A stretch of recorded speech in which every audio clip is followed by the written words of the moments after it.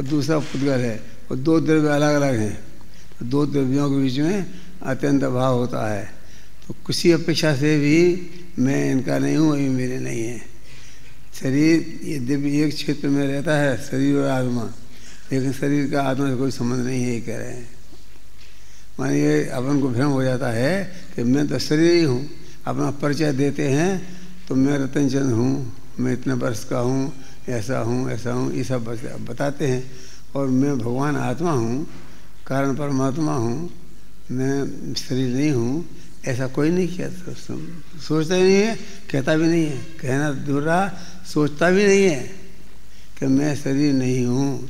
ये कह रहे हैं कि निरंतर हमेशा इसका ख्याल रहना चाहिए कि मैं शरीर नहीं हूँ, मैं तो भगवान आत्मा हूँ, कारण परमात्मा हूँ, शुद्ध चैतन्य स्वरूप हूँ। और ये जड़ स्वरूप है, ये मेरा हो नहीं सकता है, मैं इनका हो नहीं सकता हूँ। इन दोनों के बीच में कौन सा अभाव है? अत्यंत अभाव है। अत्यंत अभाव में कोई अपेक्षा उसके नहीं है।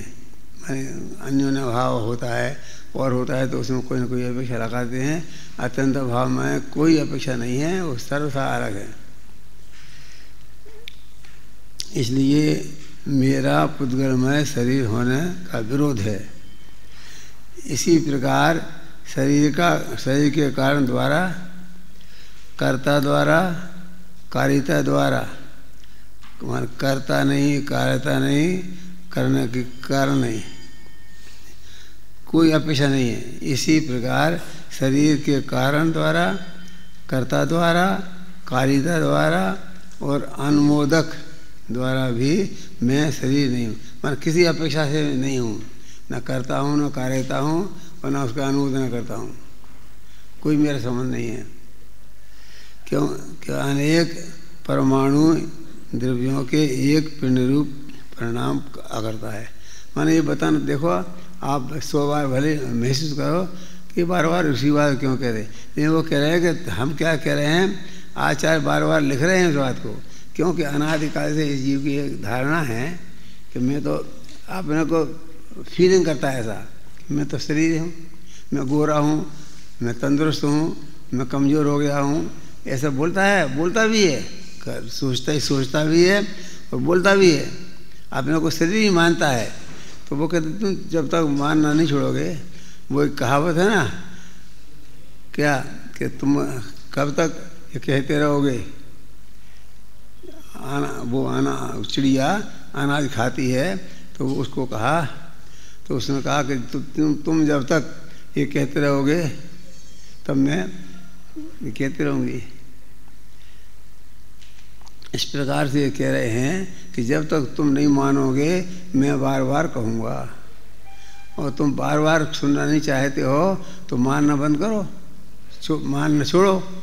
तुम तो मानते रहोगे, किसी न किसी अपेक्षा से लगाते रहोगे, शरीर मैं हूँ, मैं गोरा हूँ, मैं काला हूँ, मैं ऐसा हूँ, मैं ऐसा हूँ, मैं दुबला हो गया, मैं मोटा हो गया, मैं तंदुरुस्त हो गया, मैं ठीक हूँ, मैं ठीक हूँ। तुम तो दिन रात फीलिंग ही करते रहो। तो फीलिंग करते हो, इसका मतलब तुम ये हो। ये फीलिंग करना अपन बंद करना पड़ेगी। दो द्रव्यों के एक पिंड रूप परिणाम करता है। मैं अनेक परमाणु द्रव्यों के एक पिंड रूप पर्याय रूप परिणामात्मक शरीर का मेरे कर्ता रूप होने का सर्वथा विरोध है। माने मैं उसका कर्ता तो हूँ ही नहीं, कोई अपेक्षा नहीं, न करता हूँ, न करूँ, न करण हूँ, कोई कुछ नहीं हूँ। आचार्य जयसेन, अब देखो अमृतचंद्र ने कह दिया कि मेरा शरीर से कोई संबंध नहीं है, और दोनों के बीच में अत्यंत अभाव की वजह की दीवार खड़ी है। इसलिए इसको मानना बंद करो, छोड़ दो कि मैं शरीर हूँ। तो तुम नहीं छोड़ोगे, जब तक तुम नहीं छोड़ोगे, मानना नहीं छोड़ोगे, कहते रहोगे। कहते भी हैं, मानते भी हैं, मानते तो हैं ही, वाणी में भी ऐसे कहते हैं, और काया का ऐसे अनुभव भी ऐसा करते हैं कि मैं तो दूल्हा हो गया, मैं तो बहुत मोटा हो गया। ये मोटा हो गया, कौन हो गया मोटा और कौन दुबला हो गया? शरीर हुआ ना। तो तो तू शरीर नहीं है तो छोड़ विकल्प को, तो विकल्प को नहीं छोड़ेगा, विकल्प करता रहेगा। इसका मतलब है कि तूने अभी तक ये मान नहीं पाया कि वास्तव में मैं शरीर नहीं हूँ। तू अपने को शरीर रूप अनुभव करता है, शरीर मानता है, मैं आत्मा हूँ, तुझे ख्याल ही में नहीं आता है। आचार्य जयसेन तात्ववृत्ति टीका में इस गाथा का भाव तत्व प्रदीपिका के समान ही स्पष्ट करते हैं। अब वो कहते हैं कि मैं बार बार क्या कहूँ, आज अमृतानंद ने कह दिया वो फाइनल है और मैं उसको मानता हूँ, मैं उसके अनुसार आचरण करता हूँ, मैं शरीर को आत्मा कभी नहीं मानता हूँ। जैसे आचार्य कह रहे हैं 300 वर्ष बाद हुए तो वो कह रहे हैं कि मैं तो अमृतचंद्र का अनुसरण करता हूँ, इसलिए मैं अपने इस बारे में ज़्यादा कुछ नहीं बोलना चाहता। अब आगे वृंदावन कवि उसी बात को अपने शब्दों में कहते हैं। कविवर वृंदावन दास जी इस गाथा के भाव को इस प्रकार स्पष्ट करते हैं। उन्हें अपना कविता कुछ कहना है, इसलिए वो कह रहे हैं। देखो,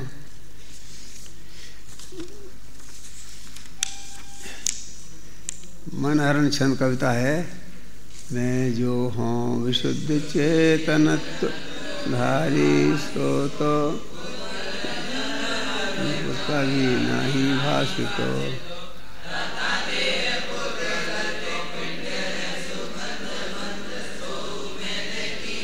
नहीं है चह प्रकाशितो,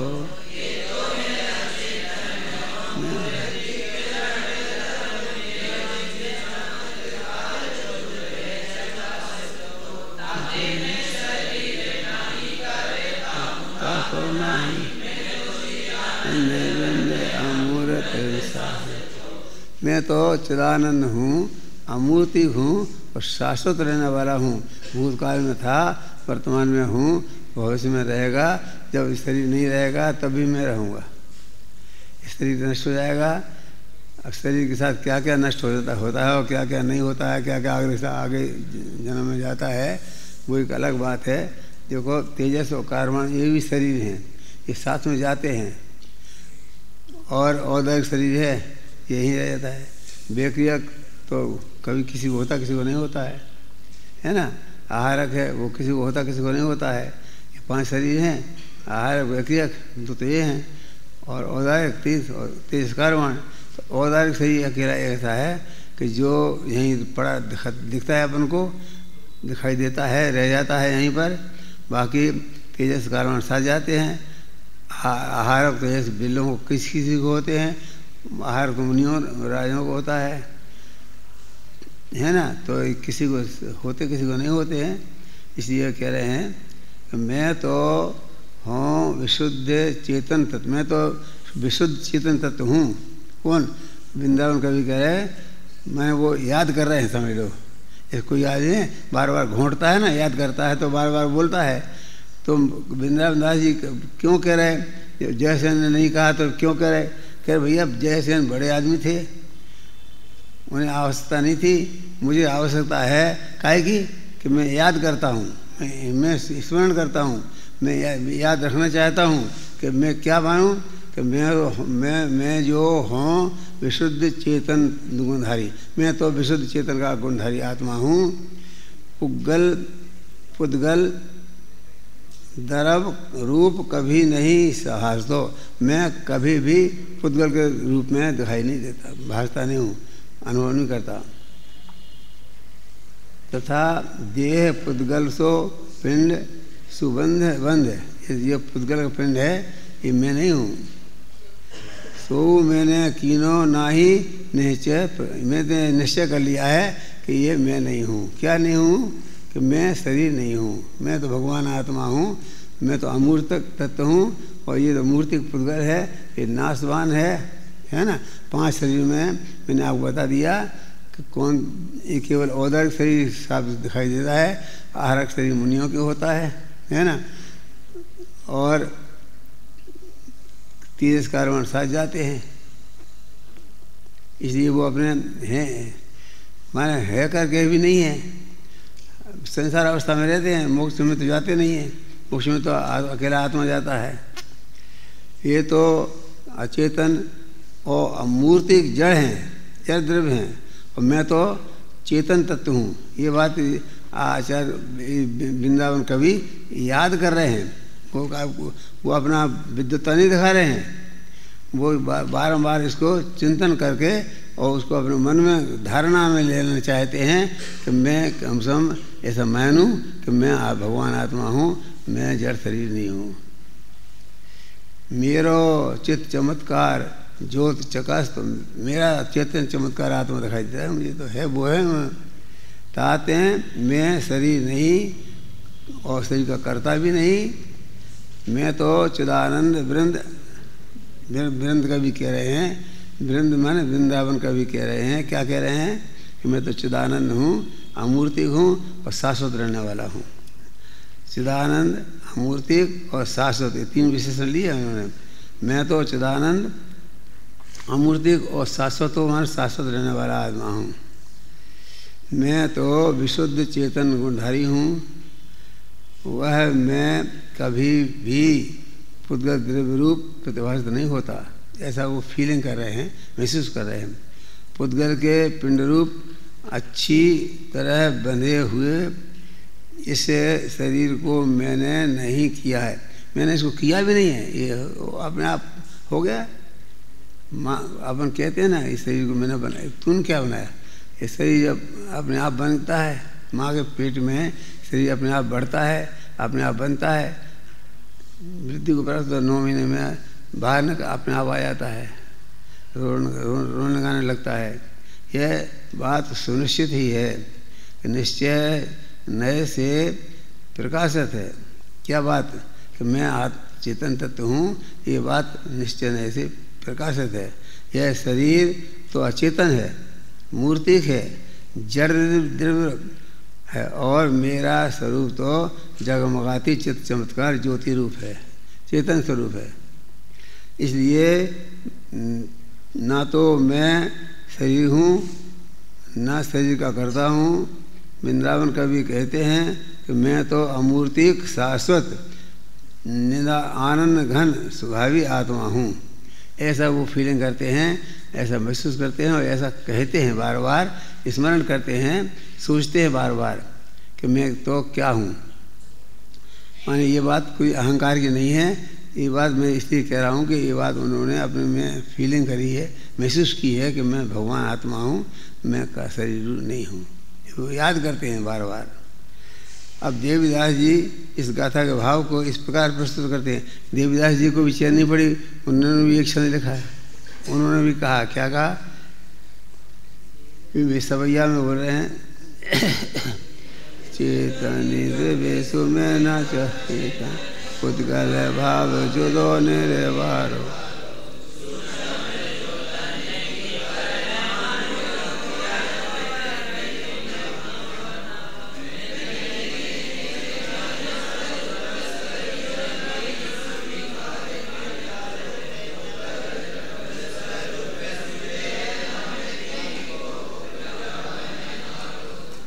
क्या कह रहे हैं देखो कि चेतन द्रव्यसु मैं न अचेतन, मैं तो चेतन द्रव्य हूँ, मैं अचेतन नहीं हूँ। मैं चेतन द्रव्यसु मैं न अचेतन पुद्गल भाव जो जुदो निर्व, पुद्गल भाव का जो है अचेतन है और पुद्गल है, और ये बिल्कुल अलग है मुझसे। सूक्ष्म जो तन की परमाणु यह को यह पिंड कियो न हमारो, ये पिंड जो पुद्गल का है ये भले सूक्ष्म है, ये मेरा नहीं है। इसमें जो सूक्ष्म है तेज कारवाण, वो मेरा स्वरूप नहीं है।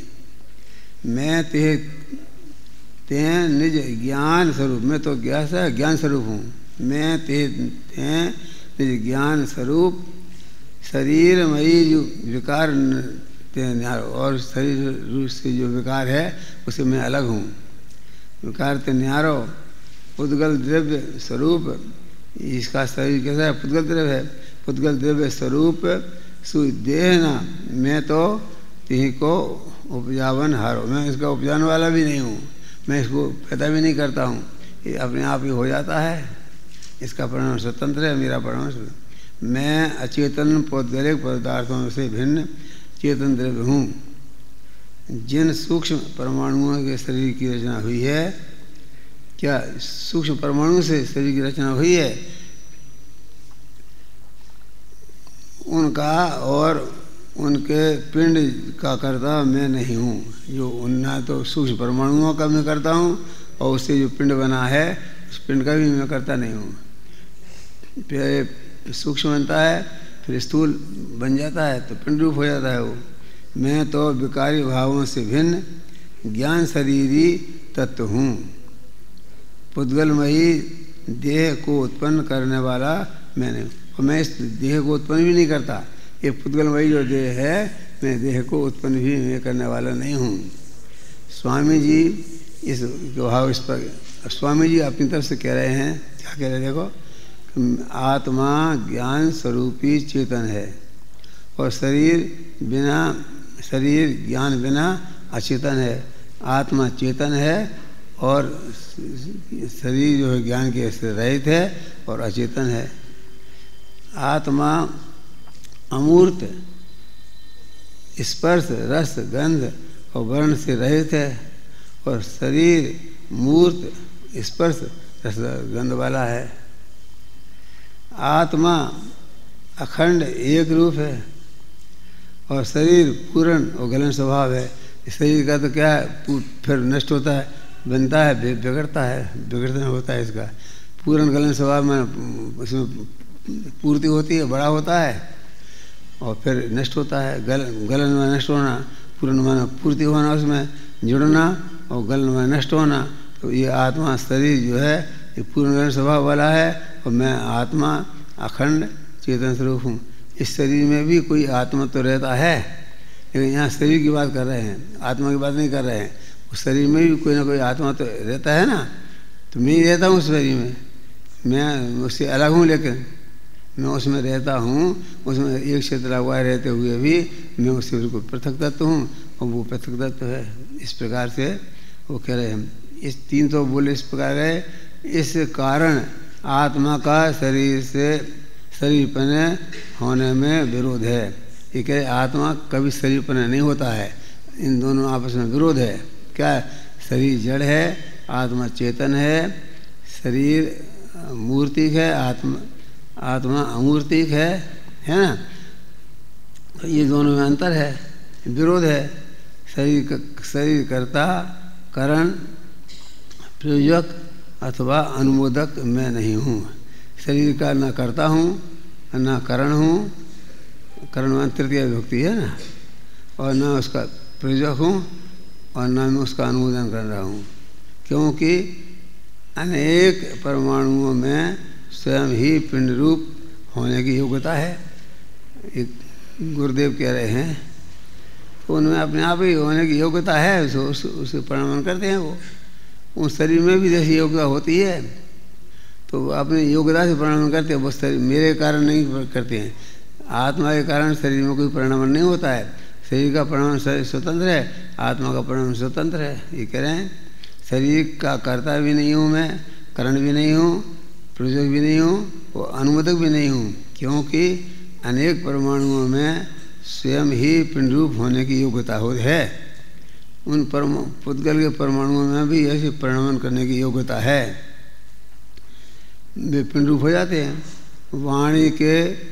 वाणी के परमाणु स्वयं पिंड रूप होकर शब्द रूप परिणमते हैं। ये वाणी है ना, आप लोग बोलते हैं, ये वाणी के परमाणु भी अपने आप स्वतंत्र हैं, अपने हिसाब से बोलते हैं, चलती है।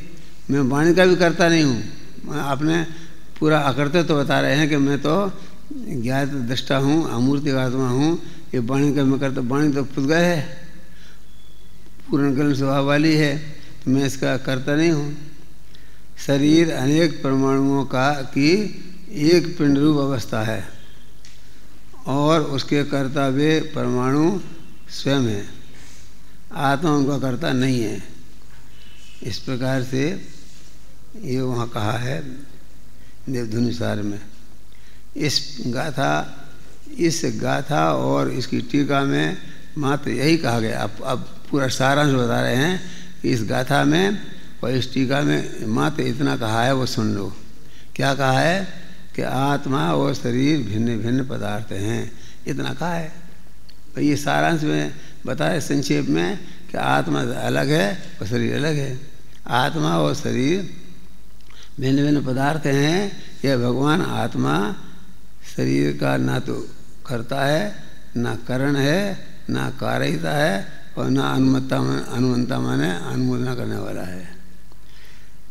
पुद्गल परमाणुओं से बना यह शरीर स्वयं परिणमनशील है। इसमें स्वयं योग्यता है ऐसी परिणमन करने की। इतना बड़ा हो गया, 5 हाथ का हो गया, 5 फुट का हो गया, फिर 6 फुट का हो गया, तो ये सब मोटा हो गया, दुबला हो गया, ये सब इसकी स्वयं में योग्यता है। इस कारण से ऐसा परिणमन करता है। हम होना चाहते हैं दुबले और हो जाते हैं मोटे, हम होना चाहते हैं तंदुरुस्त मोटे और रह जाते हैं दुबले। अब हम हमारे अनुसार परिणमन कहाँ करते हैं शरीर? शरीर का परिणमन स्वतंत्र है। जो मोटा होना चाहता है वो मोटा नहीं होता है, और जो दुबला होना चाहता है वो दुबला नहीं होता है। उसका स्वतंत्र परिणमन है, अपने अनुसार चलता है। ये कह रहे देखो, परमाणुओं से बना यह शरीर स्वयं परिणमनशील है। वह अपने परिणमन का कर्ता स्वयं है। इसी प्रकार भगवान आत्मा भी स्वयं परिणमनशील है, पदार्थ है। इस कारण वह भी अपने परिणमन का कर्ता स्वयं है। कौन? शरीर अपने परिणमन का करता है, आत्मा अपना परिणमन का करता है। ना तो परद्रव्य उसके करता है और ना वह शरीर आदि परद्रव्य का करता है। माने आत्मा शरीर का करता नहीं है, शरीर आत्मा का करता नहीं है। दोनों पूर्ण स्वतंत्र हैं, अपने अपने कर्ता स्वभाव से रहते हैं। ना 4 बातों में न कहीं करता नहीं, कार्यता नहीं, अनुमंता भी नहीं, अनुमोदना भी नहीं करता है, करता भी नहीं बनता है। अब आगे कह रहे हैं देखो, 163 से 165 गाथा तक हैं। 163, 64, 65 3 गाथाओं का एक साथ बात है। 162वीं गाथा में आत्मा शरीर का कर्ता नहीं है, यह स्पष्ट करके। अब क्या स्पष्ट किया? 162 गाथा में याद रखना कि ये आत्मा शरीर का कर्ता नहीं है, इतना कहा है। मैंने आगे आगे कि मैं देखता हूँ कि बहुत सरल आ रहा है, अपना पूर्व परिचित भी है और अपनों को बहुत आसान भी है, कोई कठिन नहीं आ रहा है। कोई आएगा देखेंगे, अभी तो सरल बात आ रही है, एक बात कहने में समझ में आ सकती है, ऐसी बात आ रही है। देखो 16वीं गाथा 162वीं गाथा में गाथा आत्मा और शरीर से करता नहीं है, आत्मा से करता नहीं है, ये स्पष्ट कर दिया। ये स्पष्ट करने के बाद उपरांत अब इन गाथाओं में पुद्गल के परस्पर बंधरूप परिणमन का स्वरूप स्पष्ट करते हैं।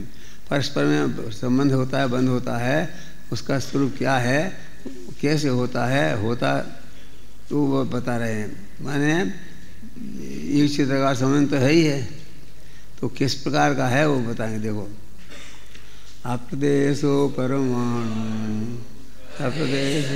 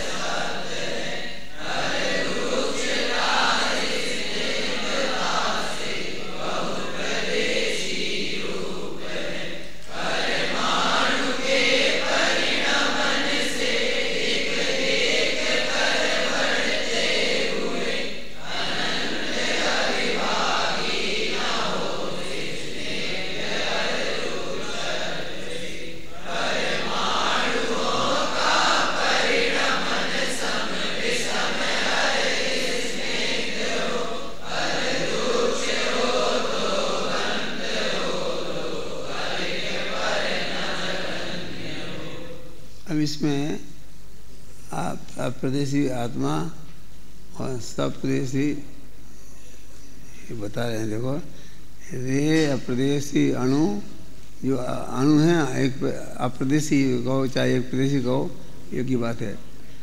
रे अप्रदेशी अणु एक प्रदेश में अशब्द है।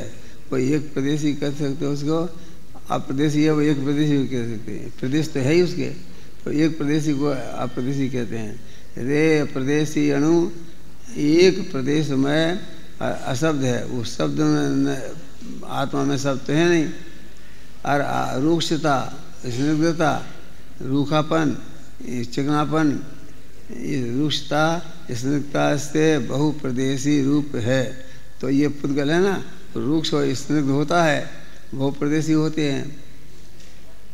परमाणु के परिणमन से एक एक कर बढ़ते हुए, ये परमाणु में परिणमन होता है और एक एक बढ़ता जाता है। एक एक कर बढ़ते हुए अनंत अविभागी प्रतिषेध हो जाते। प्रतिषेध माने अंश, अनंत अंश हो जाते उसके। अनंत अविभागी न हो स्निग्ध और रुक्षत्व से। स्निग्ध और रुक्षत्व ये गुण आत्म पुद्गल के हैं। परमाणुओं का परिणमन सम विषम और स्निग्ध है। परमाणुओं का परिणमन सम भी होता है, विषम होता है, स्निग्ध होता है और रुक्ष भी होता है। और रुक्ष हो तो बंध हो, दो अधिक पर एक नियम है कि द्वे अधिकार नाम गुणांतु है कि दो अधिक परमाणुओं का बंध होता है। जब बंध होगा, संबंध होगा, तो उसमें दो अधिक परमाणु होंगे तो बंध होगा। द्वे अधिकार नाम गुणांतु तत्वा सूत्र में सूत्र है कि दो अधिक परमाणुओं से बंध होता है। देखो, अप्रदेशी और प्रदेश मात्र, प्रदेश मात्र में एक प्रदेशी, अप्रदेशी और एक प्रदेश मात्र में एक प्रदेशी। और अशब्द परमाणु स्निग्ध रुक्ष होता है। स्निग्ध भी होता है, रुक्ष भी होता हुआ द्विप्रदेशीपन का अनुभव करता है। ये परमाणुओं के बता रहे हैं, अनुभव क्या करता है? अनुभव तो है ही नहीं वहाँ। अनुभव करता है माने वो दो प्रदेशी रूप होता है। परमाणु के परिणमन के कारण एक है अविभागी प्रतिच्छेद, जिसका दूसरा विभाग ना हो सके ऐसा अंश, उसको अविभागी प्रतिच्छेद कहते हैं। दूसरा टुकड़ा नहीं हो सके, सब में छोटा अंश। परमाणु के परिणमन के कारण एक अविभागी प्रतिच्छेद से लेकर एक एक बढ़ते हुए जब तक अनंत पने, अनंत अविभागी प्रतिषेध पने को प्राप्त हो, तब तक स्निग्ध और रुक्षत्व से ऐसा जिन्हें भगवान कहते हैं। जब तक जब पूरा स्कंद नहीं बने और तो एक एक परमाणु बढ़ते बढ़ते इसमें रुक्षत्व दो अधिक परमाणुओं का मेल होकर के वो बढ़ते रहते हैं और स्कंद बन जाते हैं। तो कहते परमाणु और परमाणु परिणमन हो या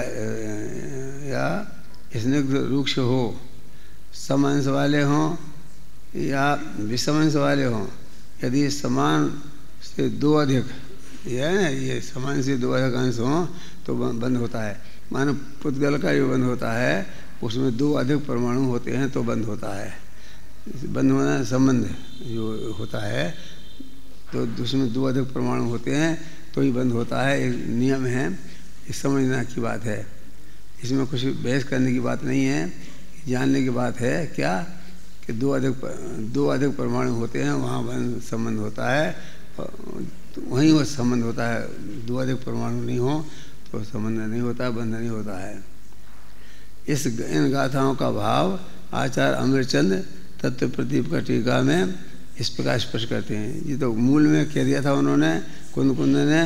अब अमरचंद्र क्या कहते हैं सुनो।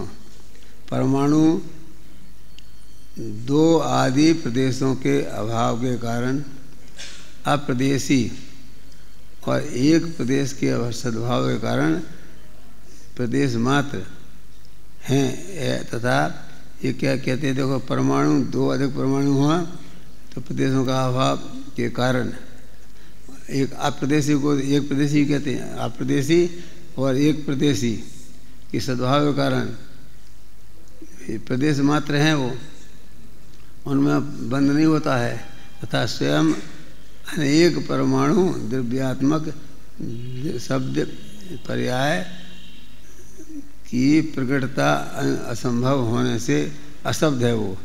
अशब्द क्या है कि उसमें जो अनेक परमाणुओं के द्रव्यात्मक शब्द पर्याय प्रकट नहीं होती होने से उसको अशब्द कहते हैं।